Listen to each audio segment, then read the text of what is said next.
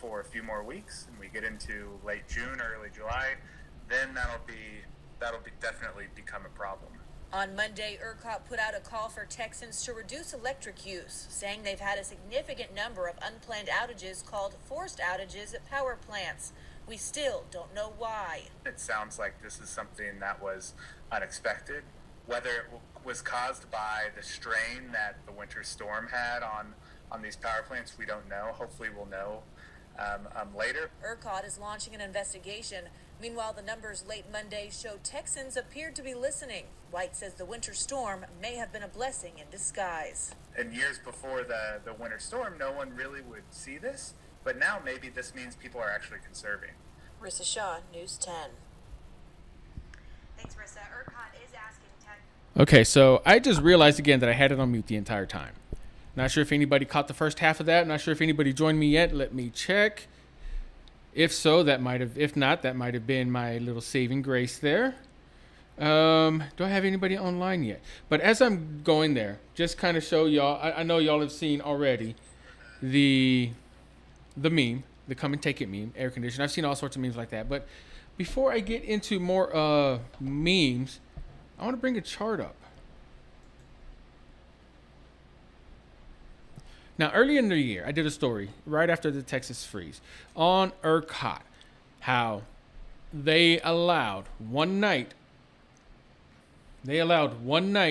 worth of overages, freezing temperatures, basically almost kill the power grid. They allowed one night to do that. This is 2020, summertime. You know, summertime and the living is easy. ERCOT basically failed once they hit the 70 kilowatt or gigawatt or whatever you want to call it. Once they hit this mark. So look at here. I'm at 99 days last summer. And you can see they're all in the span of June, July, and August. You see all of those. 99 days. Last year, 99 days. We didn't fail last summer. Now they're all of a sudden saying one time this summer, and it's not even that hot yet, and we're going to go over. So the excuse was used that we weren't winterized. And we're not. We're Texas. We're not winterized. I could see that being a total possibility. So what's the deal now? We're not summerized? I mean, we're Texas. Heck, I just came from El Paso where it was 106 degrees and there wasn't even an eye batted at the thought of using too much electricity. Yes, I'm still drinking a Coke. Sue me. I talk a lot for my day job, and this helps me keep my mouth going. So that sounded kind of creepy, being that this is episode 69. Either way, so ERCOT is urging Texans to raise their thermostat to 78. No. BS. We need to get new ERCOT officials in there. And I thought that was already taken care of. I thought Governor Greg Abbott has already taken care of that. Either way, now they're saying that they are a public utility company which is immune from lawsuits, blah, blah, blah, blah. We need new people there. Most of the people actually that run ERCOT don't even live in Texas. And that's a Texas thing. So let's move on to the next topic, next story. Alexandria Ocasio-Cortez is heading up and is sponsoring a bill for a high-speed railway. Train. That's right. For a train. She's basically wanting to build a train that'll go from East Coast to West Coast. And more than just that, she wants it to go she wants multiple trips there. She wants multiple venues to go from one way to another. In fact, here's what she's looking at. These are the paths that show what she wants to look at. You know, the trains that she wants to look at. Mind you, she was a big opponent of the Keystone Pipeline. The same Keystone Pipeline that killed thousands of jobs that lost us billions of dollars in oil because it went through native land. And here are the reservations, Native American reservations in the United States. Here is the Keystone Pipeline. One line. So there is one line that is going from Canada down to Texas, Louisiana. You can see that there. As opposed to the mini lines. How about we look at that side by side now? We're going to go here. One line versus mini lines. Okay, so the Keystone Pipeline might have gone through the Siouxland. I totally get that. How many lands will the railway go through? Again, now remember, we stopped the Keystone Pipeline because it was going through Native American land, and it was bad for the environment. What about the thousands of miles of railway that's going to be going from New York to California? All of the tribal lands, reservations that's going to go through. And if they want to get fancy dancy about it and say, well, we can avoid some of those tribes just by moving the train track up and down this way, that way. Same thing with the Keystone Pipeline, but we're going north to south on the Keystone Pipeline as opposed to east to west. And you see all of the different branches there. My goodness. It's not just one. It's not just one pipeline. It's thousands. It's many. Many. Now, this could be good for steel workers if they use American workers. That could be good for production companies if they use American production companies. Simple as that. But what I really think is going to happen here is they're going to pitch that idea and it'll get pushed through. Yay, we did something good. You know how they are. Yay, we did something good, even though we did exactly what we were fighting against. One of those two things. So that's just my thought on that. And I've got a real good friend of mine that says, man, that was all Native American land. No, it's not all Native American land. But I guess if you technically want to get down to it and get technical about it, you can say it's all Native American land because this American land is all Native American. Go figure. Which one's taking up more land? Which one's being more useful? She wants to use this as a way to eliminate airplanes, which, the trains, I think the max speeds that they're going right now is 200 miles per hour. A plane, 400 or 500 miles an hour. I'm talking about ground speed. She's using the example of Italy and Japan having these trains. Now, Italy and Japan can fit inside of Florida and can fit inside Texas. I could see it being useful for a state, not the United States, as big as we are. It makes absolutely no sense at all whatsoever. What are your thoughts on that? Leave me a comment. So, as I am pulling up my next story,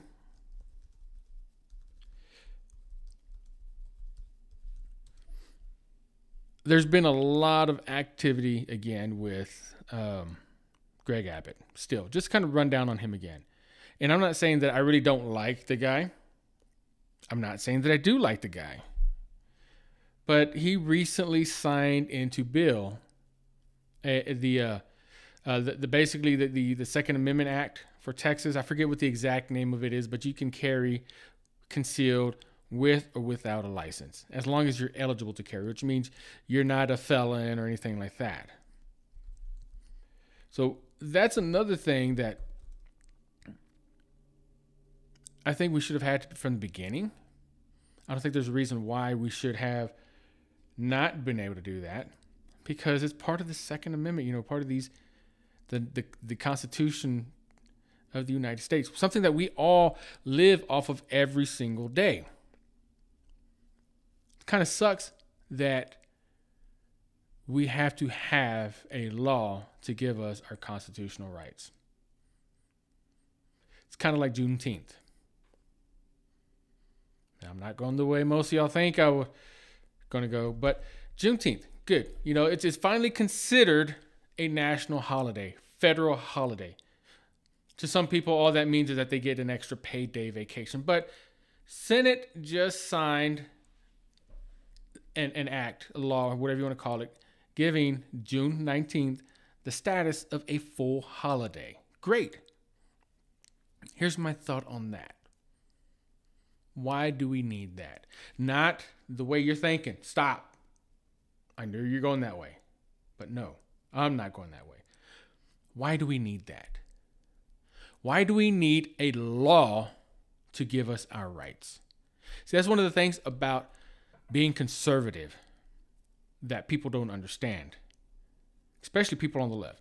They think that conservatives just want to take away everything, all the rights that the Democratic Party has and that everything that a liberal or socialist has. No, that is not the case. We want to give you rights. Conservatives want to give you rights. You look in the laws, any law out there, there is no law against black people. None. There's been acts against black people. Your vice president right now, Kamala Harris, has indicted more black people than, if I'm not mistaken, than any other person in California, led to the arrest of more black people. But there's not a law against black people. Some people call it systemic racism. I say that people who break the law get punished. But we abolished slavery. We gave women rights using the Constitution, using the laws. We gave women rights. We gave gays, the LGBTQ plus community, we gave them rights through laws. There's no law against any of their rights. That's the thing about it. The people who originally persecuted these people were all Democrats. Democrats were slave owners. Democrats didn't like the LGBTQ community.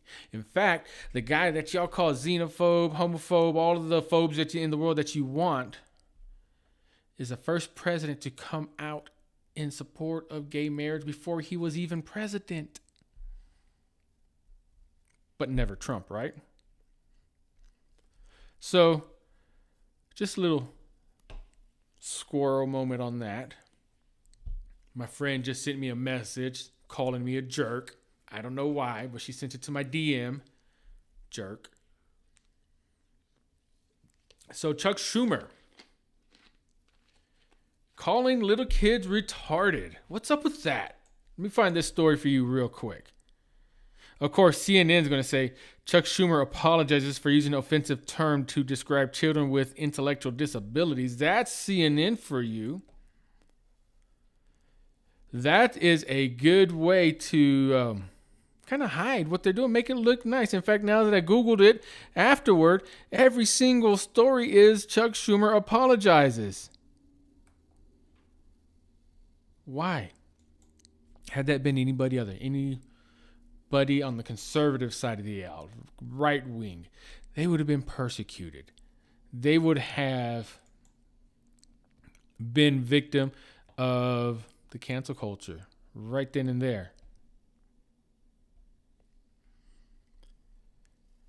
So I found this one on Forbes. If any ads pop up, I do apologize because I'm looking straight at my browser.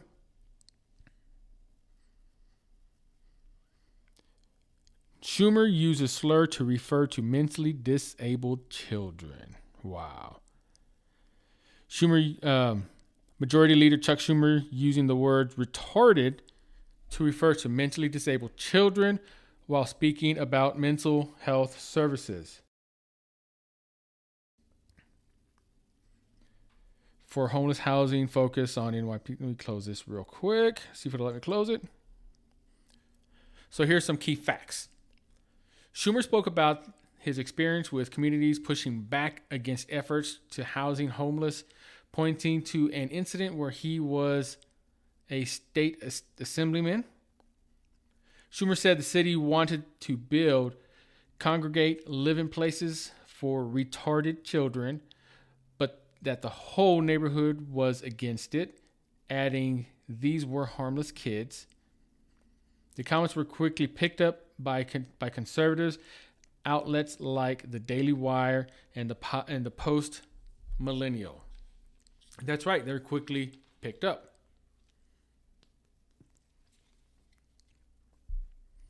You see, anytime a conservative makes a comment like that, they're put into cancel culture. That is why Charles Barkley is resigning from his spot on the ESPN. Have you seen what's going on with Kevin? They went after him too because he said something. He said a word. Now, am I saying that Chuck Schumer is right or wrong for using the term retarded? No, I am not. Not at all. Because here's the thing. The word retard, R-I-T-A-R-D, that is a Latin term for meaning slow. Now, back in my day, slow was an okay term. It's not offensive. It wasn't offensive till we got this group of snowflakes out that take everything to offense. You got some black people that are offended by being called black. Okay. I can see why, because they're not really black. They're brown. They're just darker than me. You got Latinos that are offended by being called Latinos. They want to be called Latinx. No. You got tons of people being called different things. He is being offended by being called a she, blah, blah, blah, blah. Here's the thing. That is an actual word that's been in the dictionary. It is even used in music. There is a musical term called a retardando, which means you start fast and go slow. Here, I'll clap. Bum, bum. I play drums and I don't sing for a reason. But you get the point. You start off fast and you go slow. Retardando. Retard means slow. People that have mental issues like these, like the ones he was pointing out, they're quite literally slow. They don't think as fast as you and I may think. But that's not a bad thing. That's the thing. That just means that they don't think as quick as on their feet, or they don't have as many connections, neurons, electrons, whatever. Stuff that goes beyond my training, my knowledge. They talk slower sometimes. They act slower sometimes. But they are still beautiful people. Chuck Schumer called it retarded. My conservative friends struck out on him real quick. Here's what I have to say to that. Why? Now, I know there's a saying that the Democrats take action and Republicans commentate on that action and complain about that action. You can't take action and make it the same action as the action that you're criticizing, though. I applaud your effort. I really do applaud your effort in trying to pick out some of this stuff that they're doing right away. But you know what? Don't stoop down to people's levels. I don't think Chuck Schumer is a great person at all. But this one instance, I can't. I wanted to. I wanted to say, oh, he's a bad person for saying that. But as soon as I started talking about it, I heard the word in my head. I'm like, wait a minute. What's wrong with that? There's actually nothing word with that wrong. Nothing wrong with that word. I'm sorry. That's like saying somebody's gay. Back when I was growing up, what did gay mean? Happy. Well, I'm feeling kind of gay in a melancholy way, and it might as well be spring. Happy. That's what that means. And really and truly, gay people are generally happy. I've got to admit. But was he wrong? No. Daily Wire and whatever millennial, you're doing the same exact thing. You're complaining that the Democratic or the less than conservative publications are doing. Stop it.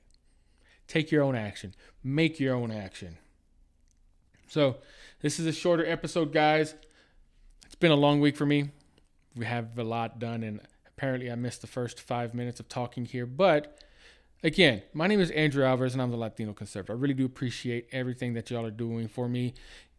Every share that I get, every like that I get means a lot to me. Let me see what I have in the comments here so far. Do I have any? I have 11 plus notifications. Let's see what those are.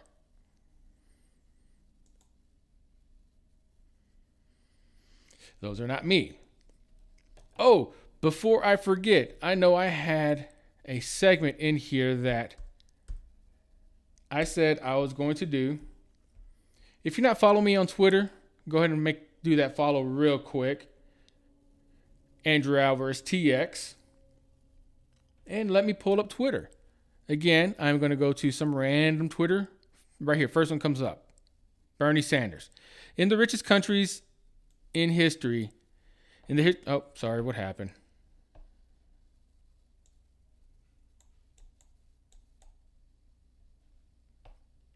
Sorry, guys, I clicked the button. Anonymous. Damn you, Canada, you godless socialist ghouls.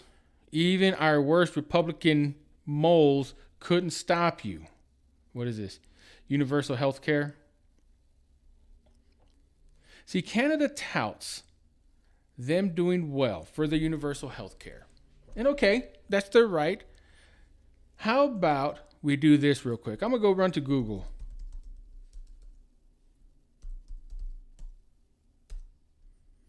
And in here, Canada population, 37.59 million people. Okay. Tell you what, you add a zero to that. That's the United States. We have 10 times as many people as they do in Canada.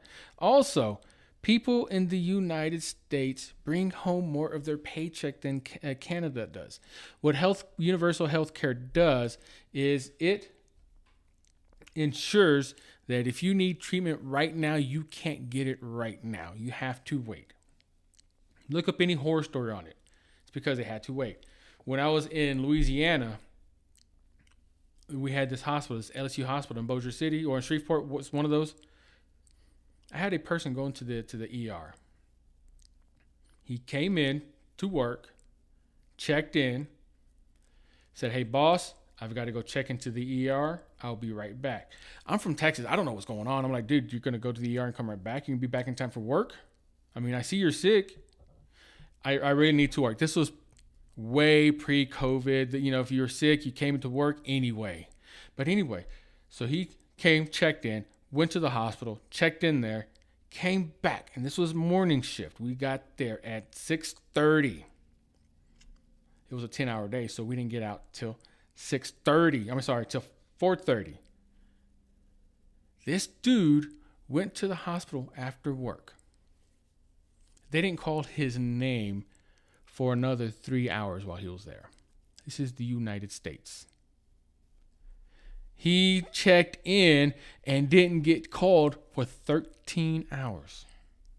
That is one taste of free health care, universal health care, because that's what they did. It wasn't totally paid for. They had programs there that people would get health care for free. Okay, I thought that was cool until that, because you get someone like me who might be having a diabetic episode. If that blood sugar keeps going up, goes a little higher without treatment, guess what can happen to us? Cleared. Heart attacks, same thing.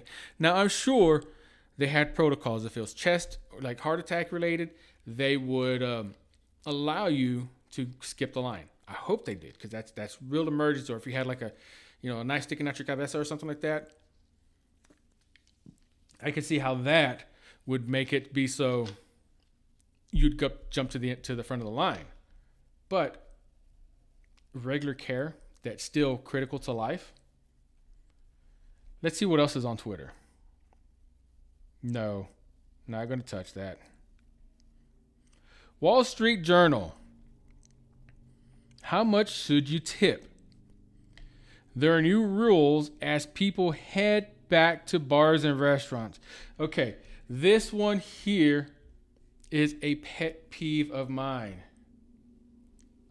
Tipping. I tip for good service. Plain and simple.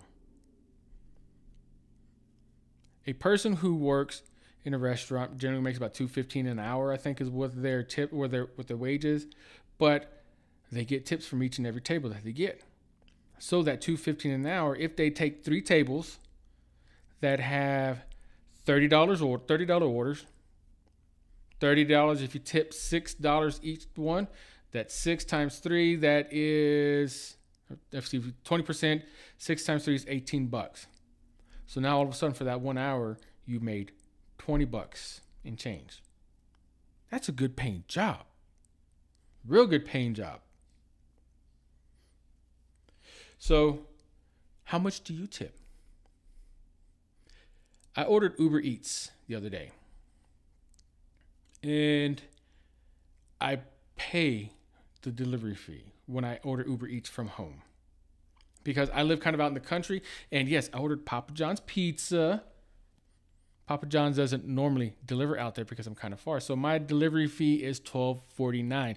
Okay, I'm fine with that. If I don't have to jump in my car or put my shoes on, get dressed, go jump into the car, go to town, wait, and pick up my pizza, I'm okay. Perfectly fine. I am willing to pay for that service. The dude picked up my order. And, like a fat kid, I'm like, ooh, yes, he's getting close. Ooh, he's getting close. And then he pulls up to the front yard. I'm all, because not the front yard, to the front of the complex. I'm in the very far back, and he's just sitting there. Send him a text message. Hey, is that you at the entrance? Even though I knew he was, because he's the only person that would sit there. Went out, came back in, put my flashlight on, waving him. He finally makes it over. And I get him. He tells me as soon as he pulls up, "Hey man, I'm sorry. They didn't pack your drink." There's that word, they. Who are they? So they didn't pack my drink. Okay, think about that. He had all that time. It's a 30-minute drive to my house. 15 minutes. 15, 30, depending on traffic.